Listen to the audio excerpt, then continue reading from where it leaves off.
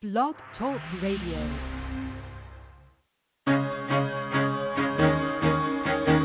Carol the Coach. Sex, love, and relationships. We talk about it here. Carol the Coach.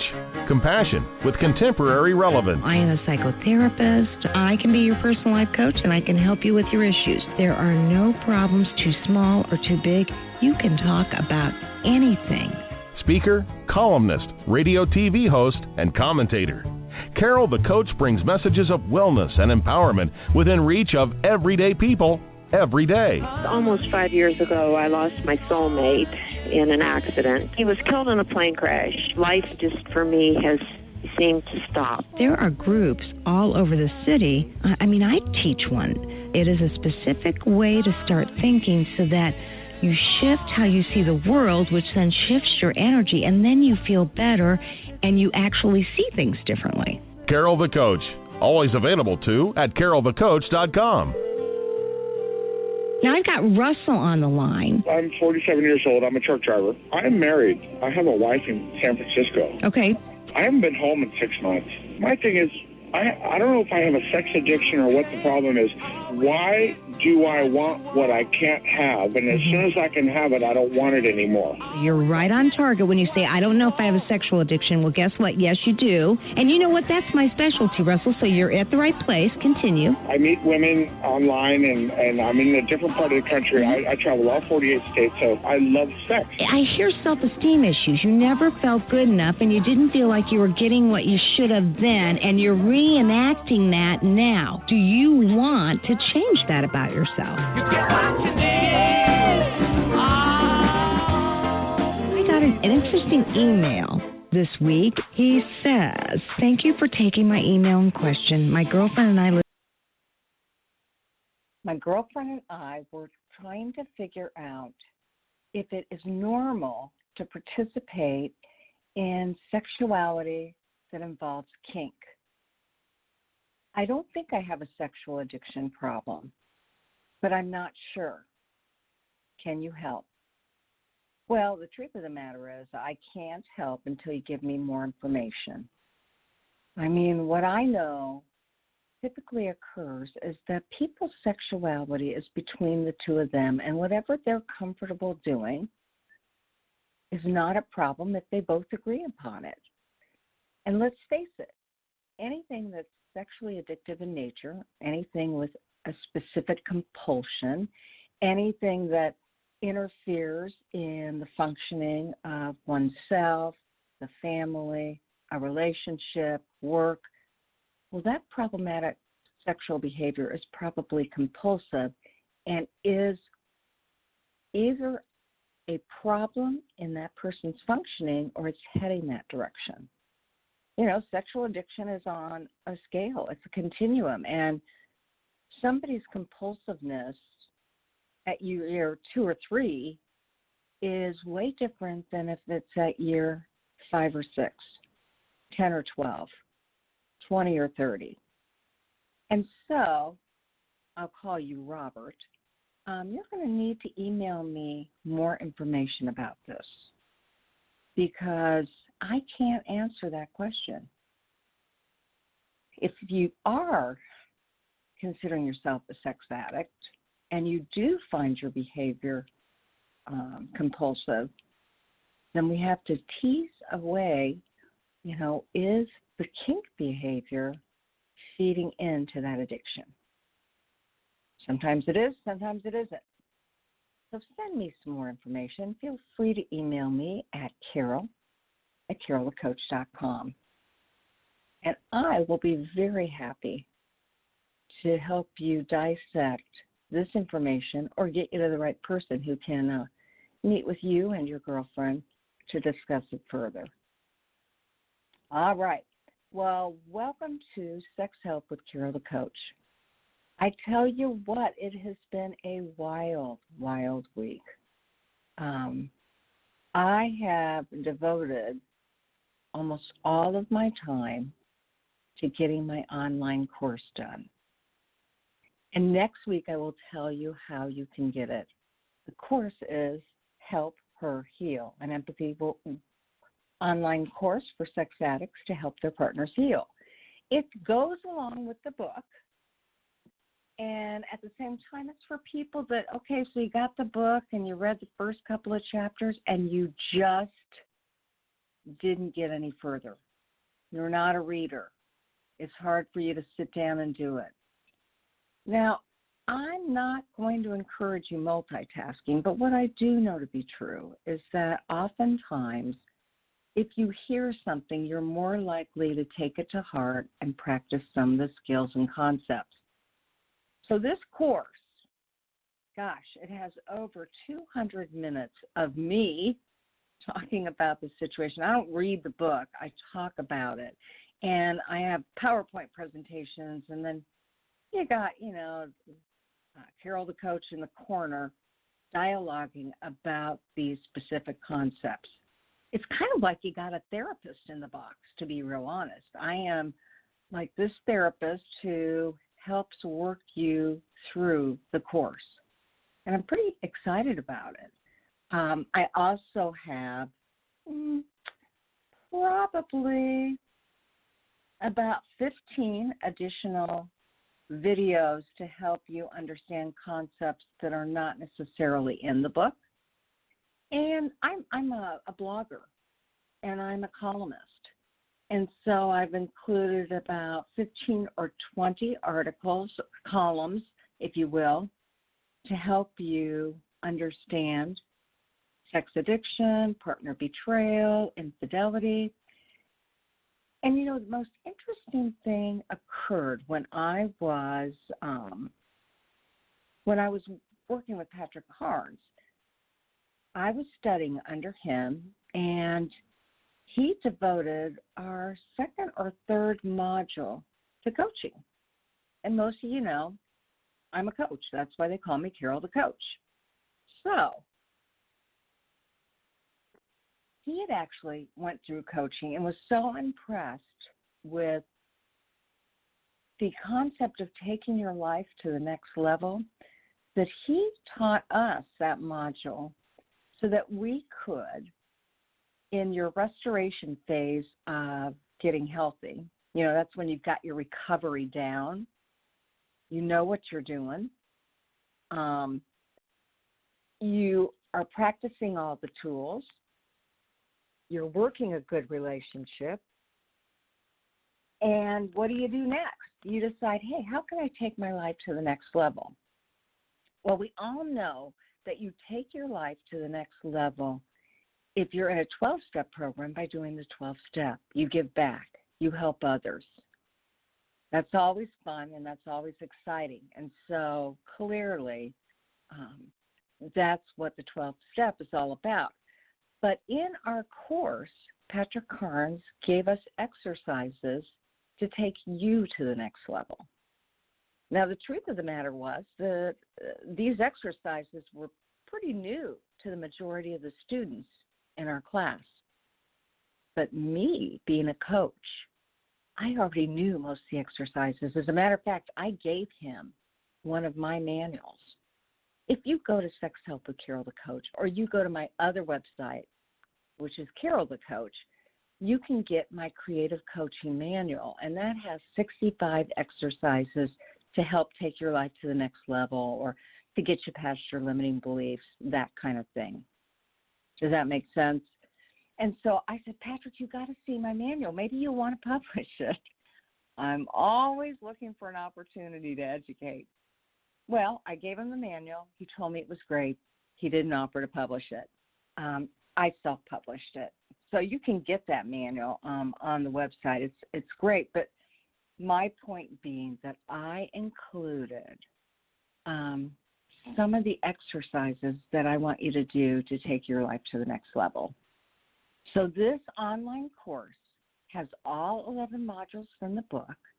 It has me teaching you the concepts and sharing information about clients I've worked with and clinicians and coaches that I've worked with. And it's all very, very personal. And then I don't give you any quizzes or tests, if you will. I do give you a couple of assessments to take on intimacy. And I include a podcast that Patrick Carnes and I did together. when he talked about how to take his life to the next level. I included it's a 10-minute Sparks TED Talk. We call them Sparks here in Indiana, and I was the keynote. And so it's about the gifts of being a sex addict, which what I really meant was the gifts of being a recovering sex addict. So I've just included all this content for you, and you can get it for an amazing price. I don't think I'm allowed to tell you what the price is, but I will figure out how to get that on my website this week now that I've formally published it today, and hopefully you'll all be interested in it.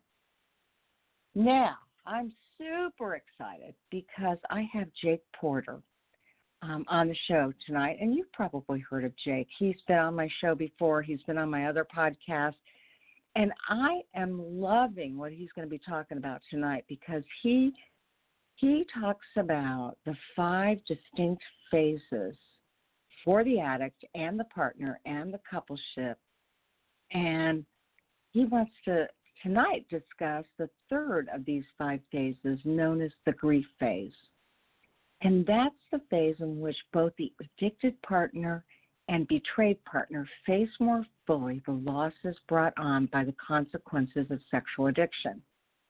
And I was just doing a study course with Brene Brown, and Brene said that after she did hours and hours and hours of research, she realized that she couldn't publish forgiveness in the first 2 of her books because there was something missing. And then she realized that what was missing is that when people experience drama and trauma, they experience grief, and they have to almost accept the fact that something has died if they're to work through the beginning, the middle, and the end stages of forgiveness. So I'm going to ask Jake about that too. Jake is of daringventures.com. He's a speaker. He's an author. He is he's a wonderful person. He and his wife came and visited me, and we did some boat riding, and so I'm just really excited to have him on the show talking about the third phase and everything else that involves. So, hey, Jake Porter, welcome to Sex Help with Carol the Coach. Hi, Carol. I'm so glad to be back with you. I'm missing that boat ride right about now, actually. Yeah. And I don't know how it is there, but it is beautiful. This is the first official day of fall, and it's still 83 degrees. So we're into an Indian summer for sure. Yeah. Wow, that's great. That's great. Well, we got lots of rain this past week, so we were needing a boat just to get around Houston. But everything's good down here now, so we're making it. Yes, I forgot you're from Houston, and boy, you all were in my prayers for sure. So you're okay, your wife's okay, and your clinic's okay. Yes, we are all okay. We know a lot of folks who were affected, but thankfully we're doing all right. Thanks for asking. Yeah. Absolutely. And I'm excited to be talking about grief tonight because, from an APSAT perspective, and that is partner-sensitive information, we know that second phase that a partner goes through is grief. And it's, grieving and mourning the loss of what was, the loss of what could have been, and the loss of what you thought you had and then you didn't. And certainly when a partner goes through this, the addict does too, in addition to his own individual losses that he or she is dealing with in regards to letting go of the addiction. So tell me a little bit, when most people think about grief, they think of the basics. They think about a death of a loved one. Tell me what you mean when you talk about these 5 phases and the third one being the grief phase. Yeah, absolutely. You said it really well right there when you were talking about the losses that begin to stack up for a couple that is experiencing the discovery of a sex addiction or chronic betrayal, both for each of them individually, for the addicted partner, for the betrayed partner, and also for the relationship as a whole. And, it's right there in the middle. You talked earlier just a few minutes ago about how there are 5 phases in the ITAP model, 3 phases in the APTAPS model. They really overlay very nicely. In both models, grief is right smack dab in the middle. It's right there in the middle. And it's really about having to the bleeding has hopefully stopped, but now the pain, the deeper pain has to be treated. And grief is that point where we really look at what has happened, where am I now, where can I go from here? And I mostly see couples. I do see some individuals, but most of my clients come to me as couples. And for them, it's about a story.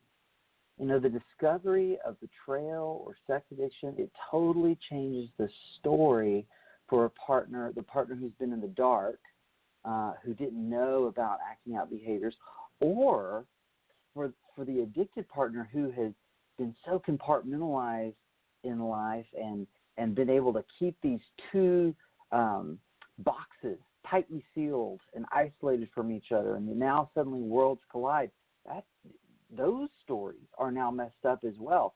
And so when I talk a lot about grief in that middle phase of recovery, it's about how all the files in our life, in our memory of everything that's happened and the order in which we place them in our mind and the meaning that was assigned by this storyline that was given to them. Now those files we've seen, they've been turned upside down and dumped out, and for the partner who's discovered new bits of reality, new files have been thrown in the mix.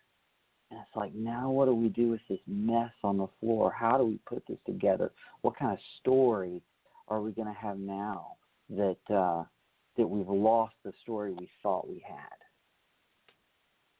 Yeah, and so how do you help people who are dealing with that kind of grief? Because there are so many layers to that. Mm-hmm. Right. Well, the first thing I would say about that is that you don't do grief work too soon. In fact, I would go a step further than that. I would say you can't do grief work too soon. Grief, here's the way I say it to my client. Grief is a luxury for the brain that knows it's safe. So think about a betrayed partner who's just discovered that all this other world was happening, and she didn't know anything about it.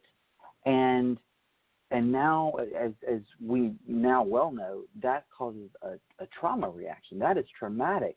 And in those initial days, weeks, and months after discovery, then the brain is on alert. They're hypervigilant. They need to know they're safe.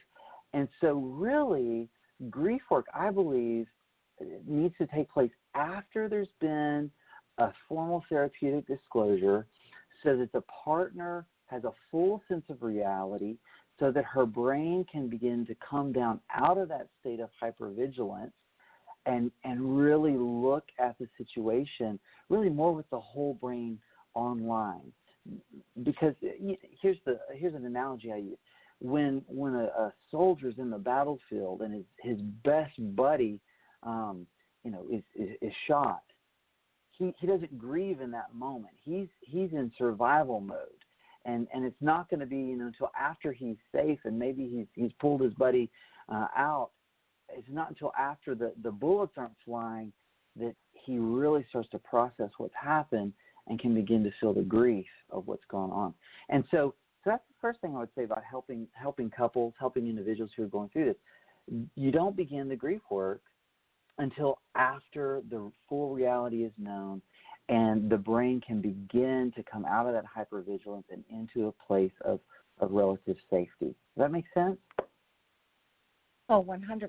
And again, that correlates very well with both what Patrick Carnes advises and also what APSATS has advised, that there's got to be that safety and stabilization. But part of that safety and stabilization is knowing the truth.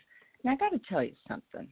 I just recently worked with a man whose wife and they went through a disclosure. It went really well. He was 100% honest. He passed his polygraph.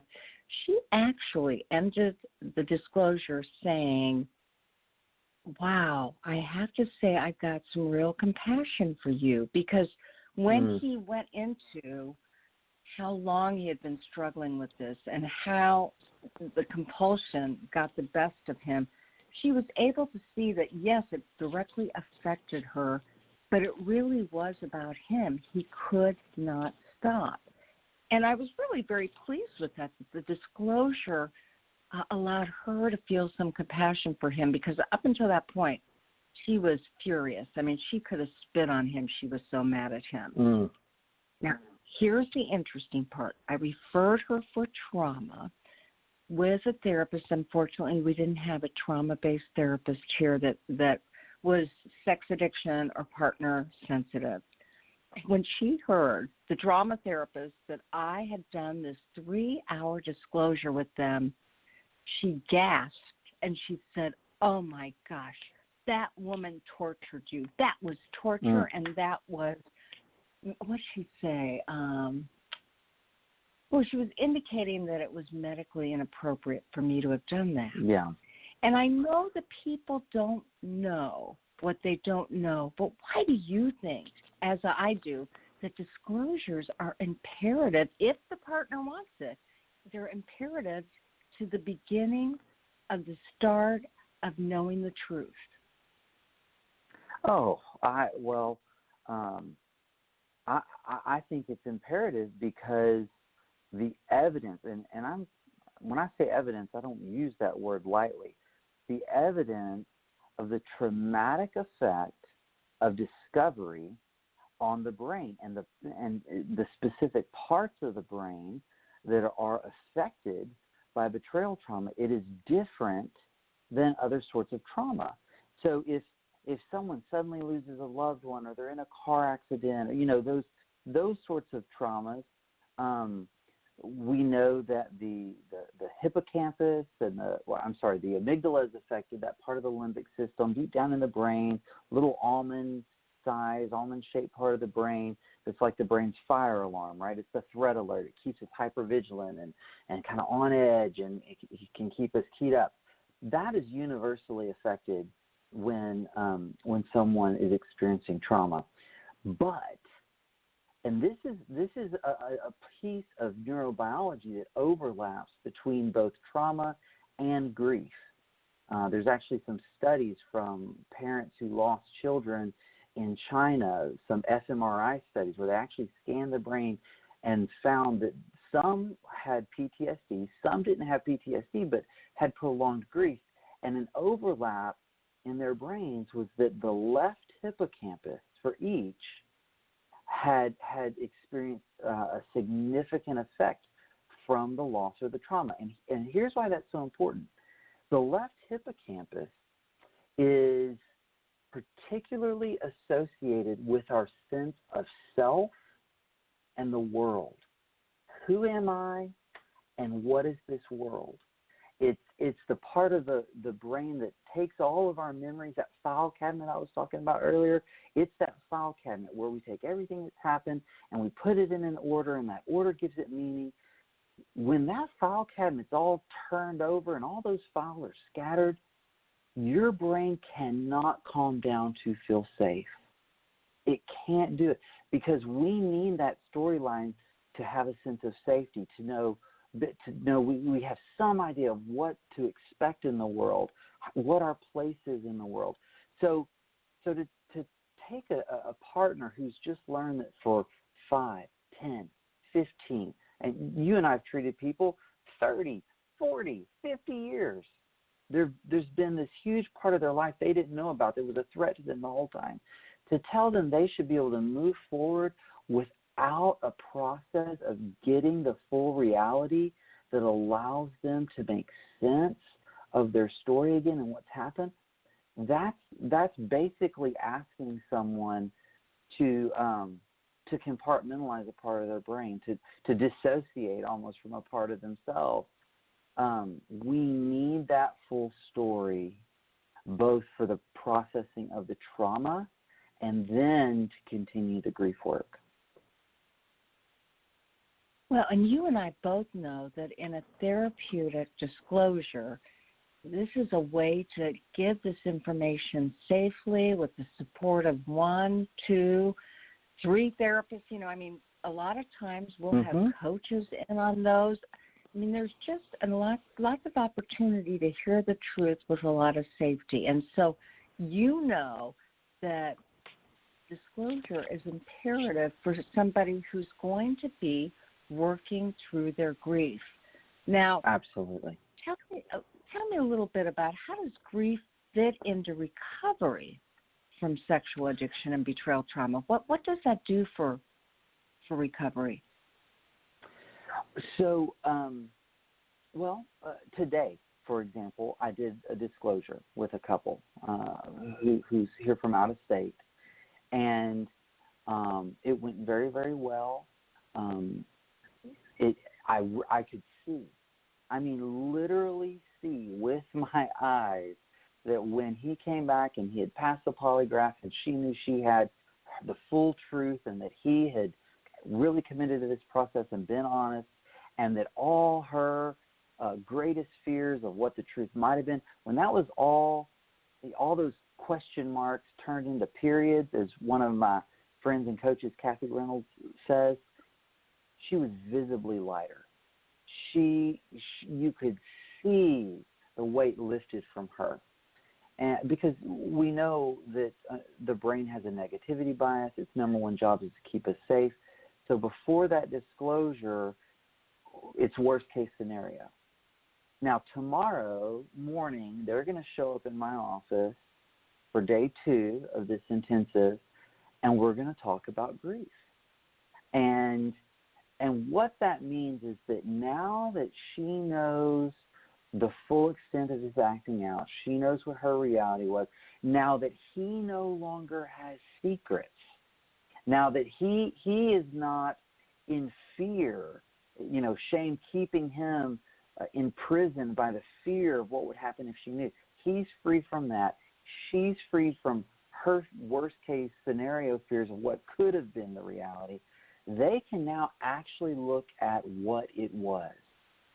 And we're going to begin going piece by piece through this relationship and looking at what's been lost, what's the reality of what they have lived for the last 2 decades. And the purpose of that is this. So for a couple, the identity of the relationship, think about that. When we had our boat ride, I was able to meet your husband, great guy. You met my wife. And, we talk about, yes, how did you meet? Who are you as a couple? What do? You share your story. Okay, So with my wife, if someone asks, I share the story. Well, what happens to a couple or to someone in a coupleship when all of a sudden the story they thought they had, the story on which their idea of the relationship's identity was built, that story's shattered. Well, now we've got to have a new story. We've got to figure out a way to come to terms with, yes, these things happened, the things you knew about and the things you didn't, and put those together. And what does that mean? And the couple has to do that together. I'm sure you've seen, Carol, couples where individually he has a good recovery program, he's sober, she's gone through her initial trauma work, she's doing better, she's grounded, she's growing, but it's year 3, year 4 post-discovery, and the marriage doesn't make it, even though individually they're doing great.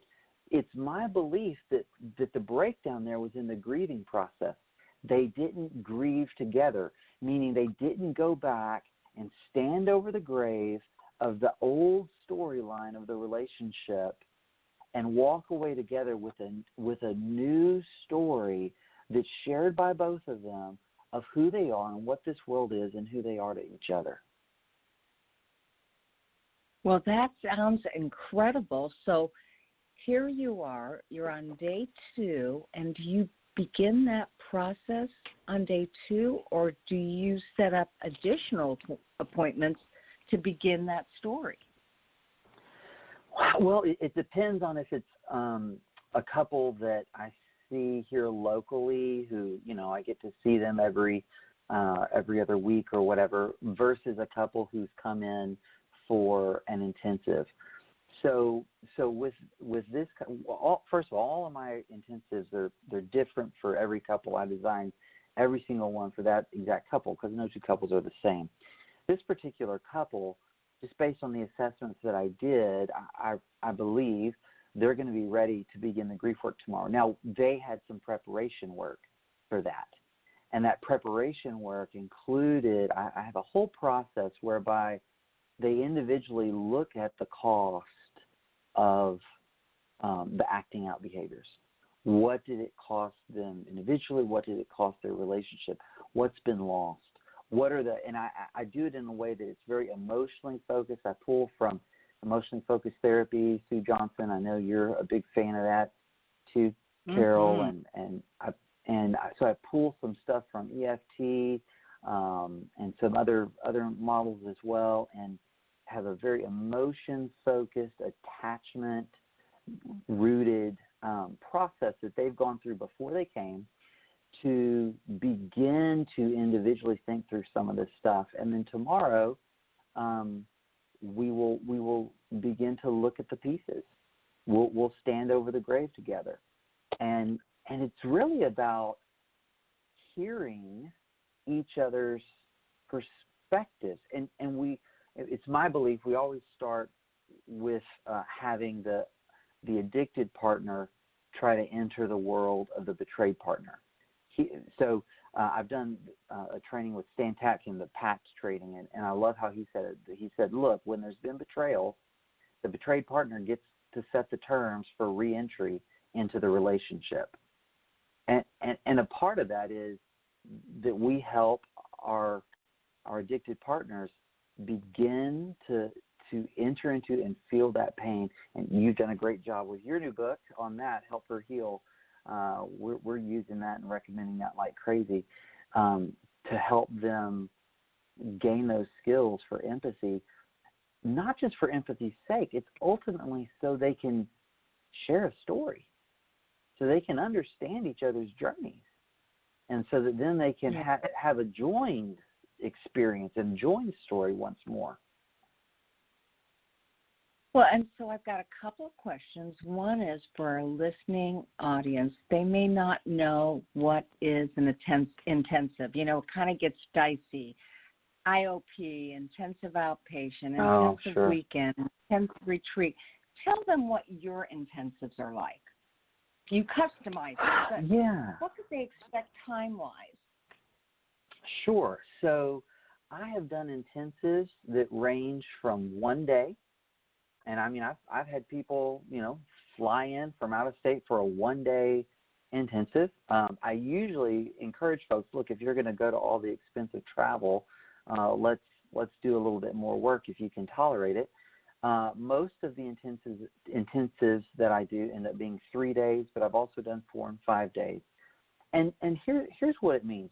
Think about weekly therapy, a 1-hour session, and you get in and you spend 5 minutes talking about traffic and the weather, and then 10 minutes they catch you up on what's happened in the last week, and now you have about 30 minutes to do some deep work, and then you got to do 5-10 minutes to put them back together and close it all up and put a bow on it. That's right. Yeah. And so really you're getting about 30 minutes of really good work in an hour-long session. Now, sometimes it's going to be more, sometimes it might be less. An intensive is where we spend all day together, maybe for multiple days, and it's exactly as it sounds. It is intense. And And people come. I do lots of disclosure intensives. I do lots of grief intensives. One of the intensives that's one of my favorites to do, we call it relational dynamics intensive. So these are for folks where, sobriety's been established, disclosure's been done, maybe individually they've gotten traction, but there's still that underlying dynamic where they can't seem to connect with each other. And we spend about 3 days really mapping out the relational dynamics and helping them create a new dynamic at the level of their implicit memory, their procedural memory. So it's show me therapy. It's let's see what it's like. I utilize a lot of Stan Tatkin's PACS model for that.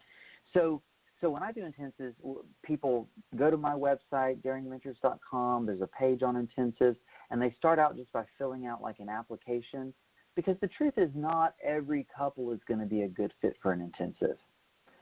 I actually, probably between 1 and 3 and half of the people that I talk to, I either refer them to a different intensive program or to people, try to help them find people locally who could provide what they need, because it's not going to be a good fit for everyone.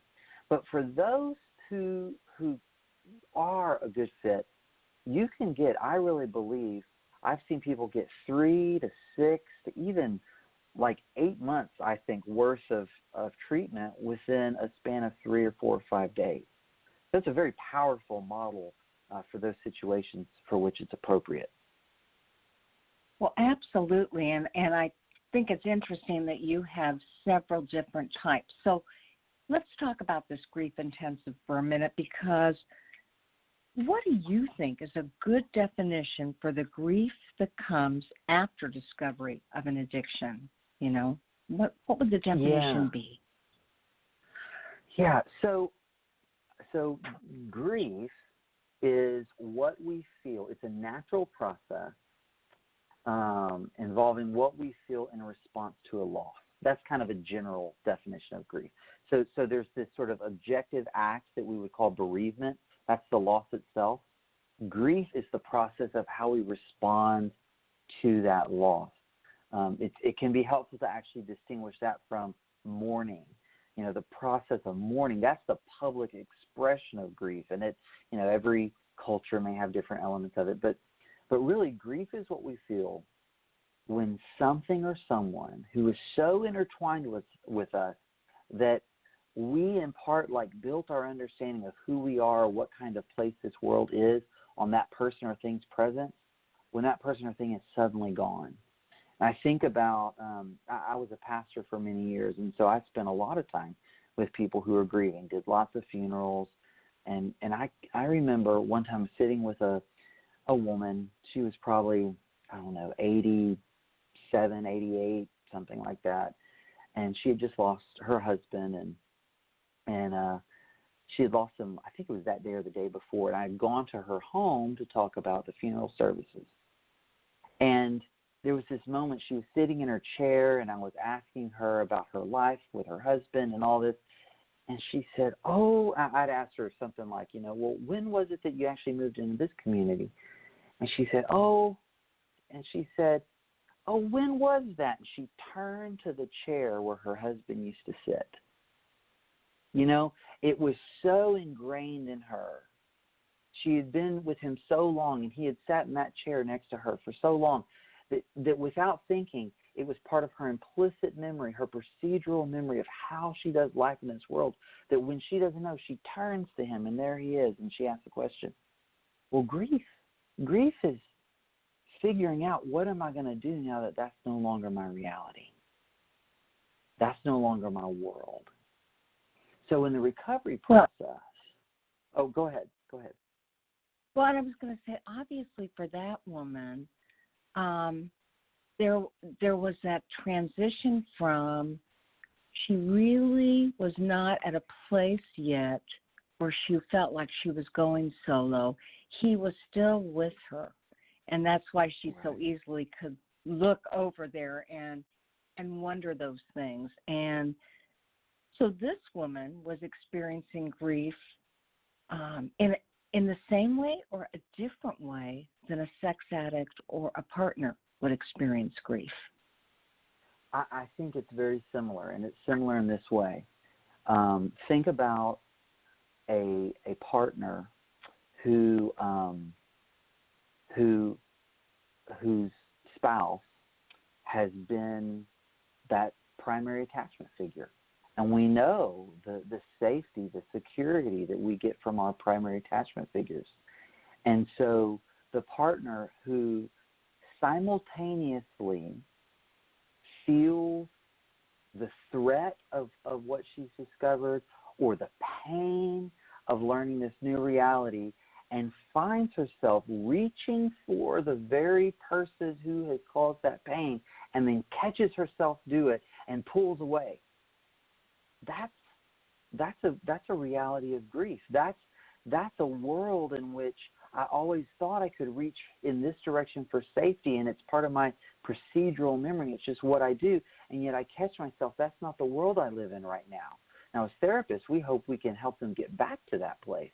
But in that moment, one expression of her grief is, I don't have the sense of safety in this relationship that I used to. I don't have the sense of comfort in this relationship that I used to. And so, but yet there's still a reaching because that's the world I've known for so long. Now flip to the other side for the sex addict. Now, and this is so hard for a lot of partners to understand, but there's, and you alluded to this earlier, Carol, there is a grieving for the addict in the loss of the addiction.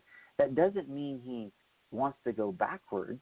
You know, every addict I know who tastes recovery says they never want to go backwards.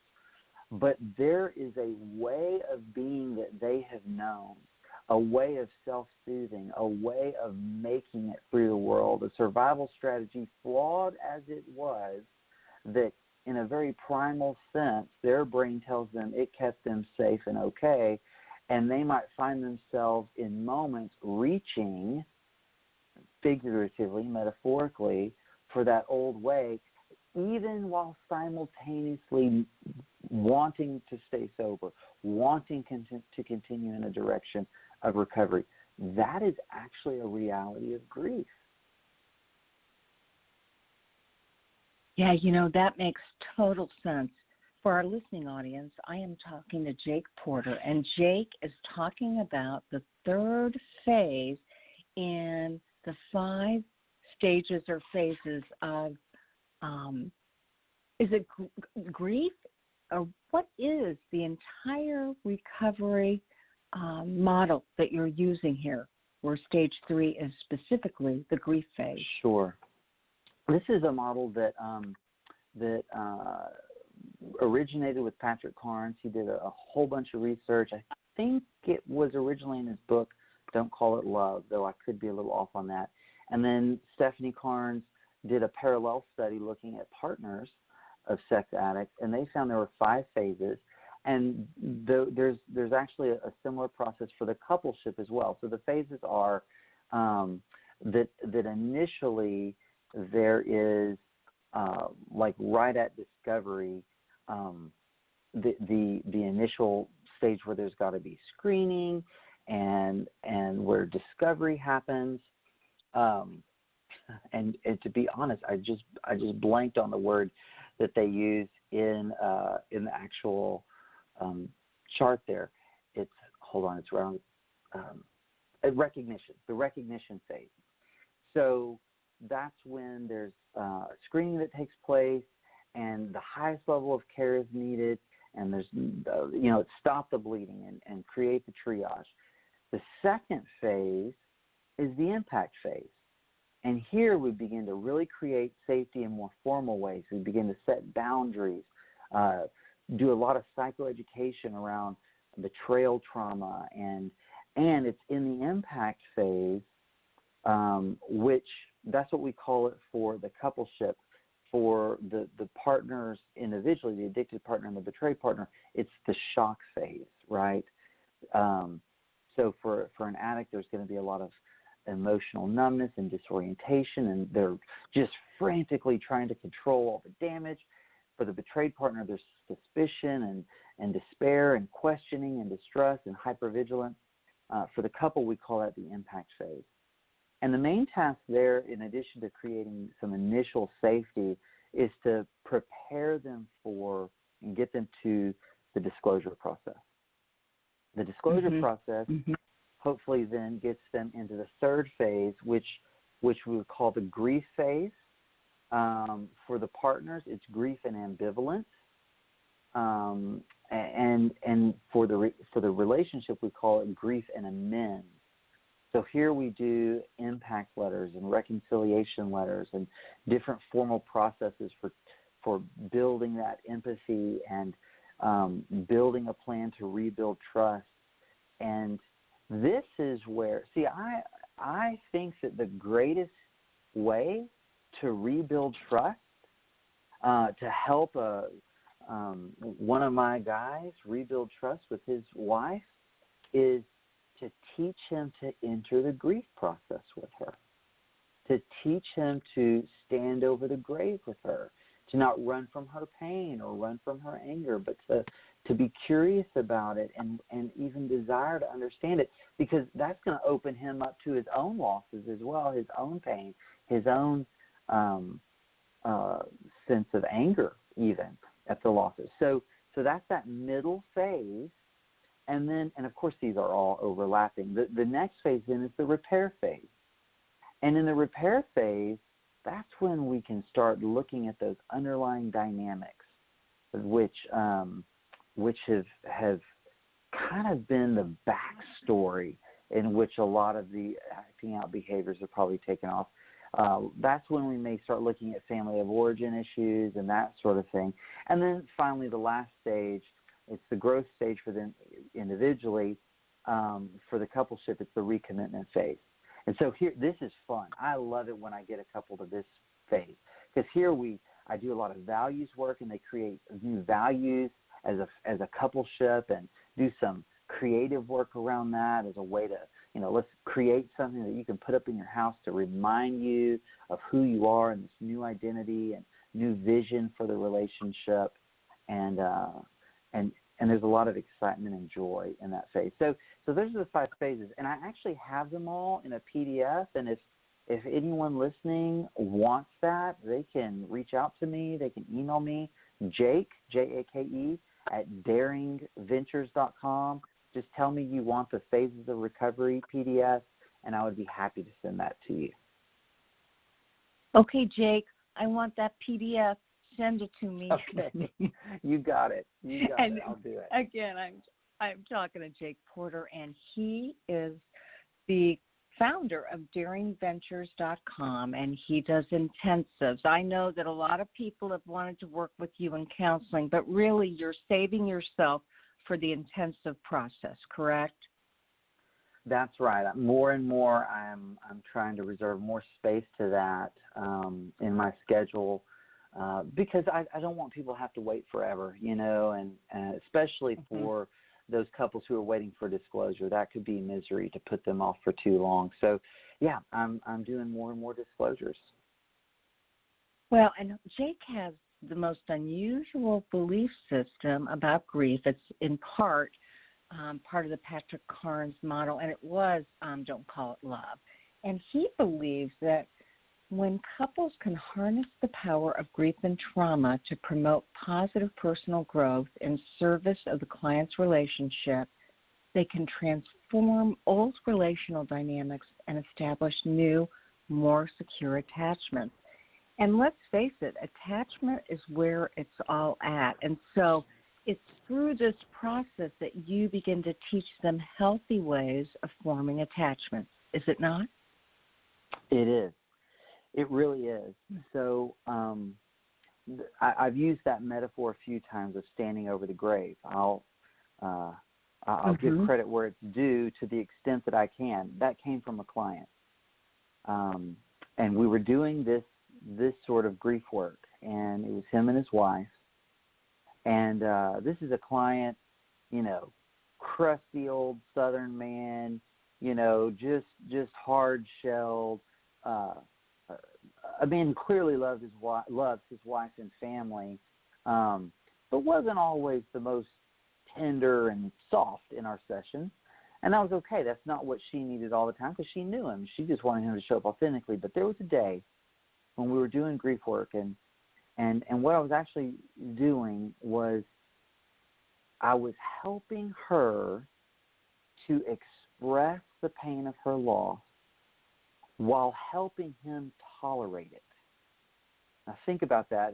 It's a powerful moment for a couple where for the 30-something years that they've been together, the pattern has been that when she tried to express her pain, he would either shut her down or run away. And what we did was I just helped her get out just enough and him stay just present enough that he experienced connection with her through her pain. And that is how the attachment injury between them began to get repaired. She felt seen and heard. He felt like he was able to actually be present and help her with her pain. He was enough to do that. His shame didn't drive him away. And he said, in that moment, he got all teary-eyed and soft, and he said, you know what? Maybe one day we'll be able to stand over the grave and it won't all just be heartbreak. And I thought, that's it. Wow. That's it. To be able to one day go back and stand over that grave and remember the love, remember what was, and be okay with that because you have something new now. Well, exactly. And I'm curious, you talk about in this work grief waves differing from trauma triggers. So can you explain the difference and what do you believe is neurobiologically going on in the grief process? Sure. So this is totally me. So if it's wrong, it's all my fault, okay? But as I worked with couples, we talk about triggers, and I do a lot of work with triggers. I've been on your show talking about trigger buster procedures and that sort of thing. And I started noticing that some of my betrayed partners, when I was working with these couples, as they got further out from discovery and then post-disclosure, they would use the word trigger, but I could intuitively tell, I could feel it in my body, that what they were talking about, what they were describing as a trigger, was something different than it had been a month or 2 or 3 or 4 months before for them. And I began to think about, what is this? And what I think is going on is that they're transitioning from having trauma triggers to grief waves. So a trauma trigger is early on when the hypervigilance is way high. It's still they're on edge, and any little thing can be a reminder, and it sets off that trauma reaction. And there's all sorts of ways trauma reactions can play out. But it's very, and I wish you could see my hands right now, it's like in the head. And all my partners who I do this with, they're like, yeah, that's right. It's up there. It's like high. It's in the head. It's like an explosion up there. Right. Okay, fast forward. You're out of the impact phase. That initial trauma, those initial trauma triggers have started to be healed. You're more grounded. You're more stable. You're in grief. Now we're having grief waves. This is a deeper reality. Now my hands are on my gut. It's from down here. It's a more raw pain. It's just a deeper sensation. And grief, this is a well-known analogy. It's like waves in the ocean. And I live near the Gulf of Mexico on Galveston Island, and you can wade out into the water there and wade out sort of chest level, and little waves will kind of lap and hit you right about your neck, and it's hitting your neck, and then all of a sudden there's this wave that seems to come out of nowhere, and it just smacks you upside the face. And that's how grief works. Just out of nowhere, this sudden swell of and it could be pain, it could be anger, right? It could be all sorts of emotions. Everyone's grief looks different. But that's how I separate a trauma trigger from a grief wave. And I think it's important to help our partners understand the difference. Number one, it's a marker of progress for them. I can say to them, oh, I know that's so painful, but it's so good. Don't you understand? Grief is a luxury for the brain that knows it's safe. You're beginning to heal from that initial trauma. You're moving forward in your recovery. I pull off that phases of recovery chart and I say, look, see, you're not here anymore, you're here. And that gives so much hope. So it's important for that reason, for the betrayed partner. It's important for the addicted partner so that he can feel that progress as well, and so that he understands this is something different than what it was before. Because otherwise they get stuck thinking, oh, nothing's happening, it's all the same. So those are that's how I distinguish the two, Carol. I love the fact that you describe it like that. And, when you think of it as a luxury, that it's actually going to navigate you through a process so that you really can live the life you deserve, that's a really nice reframe. So, Jake, we have about 1 more minute. What else would you like to share with our listening audience? And, again, I want to remind them that they can get a hold of you by contacting you at either jake@daringventures.com or going to www.daringventures.com. So give us the last word. What would you tell people about grief? Here's what I would say, and you mentioned Brene Brown's words on grief right before I joined you, and I'm also a Daring Way facilitator as well. And grief, it does involve a death, but here's what I believe about death. I believe that death opens the way to new life. We see it every springtime when the leaves that died in the fall and the trees that seem dead in the winter start budding new life in the spring. We have the stories across cultures of all different stories of death and new life. And as someone who identifies as a Christian, for me, the story of the cross and a tomb that was empty. And what I say to people is, have hope, because I believe that we live in a world where if we will walk forward in faith and if we trust this process, you will find new life at the other end. But that means you got to let go of that corpse, as scary as it is, and we got to stand over that grave, but we got to trust there's something new and beautiful and better. It can even be better on the other side. Grief is powerful, it's transformative, it's healing, and it is the way into freedom on the other end of sex addiction and betrayal.